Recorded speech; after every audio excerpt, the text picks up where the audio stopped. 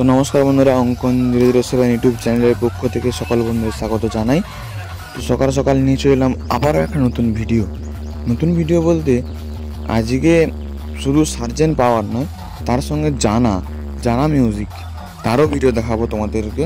জানা মিউজিকের video face to face competition হয়ে গেল জানা মিউজিক, সার্জেন্ট, ডিজে সার্জেন্ট আর পাওয়ার মিউজিকের সঙ্গে। কোথায় না উড়িষ্যার সেই ভদ্রকে, যেখানে কম্পিটিশানটা এখন সারা সোশ্যাল মিডিয়া জুড়ে কিন্তু ভাইরাল। এই সোশ্যাল মিডিয়া জুড়ে ভাইরাল যে কম্পিটিশান উড়িষ্যার ভদ্রকের, সেই ভদ্রকে কিন্তু হয়ে গেল জানা music versus power music versus DJ sergeant. 3 সেটআপের মধ্যে একটা মুখোমুখি কম্পিটিশান হয়ে গেল। তার জন্য কিন্তু তোমাদেরকে দেখাবো এখন এই কম্পিটিশানের ভিডিও।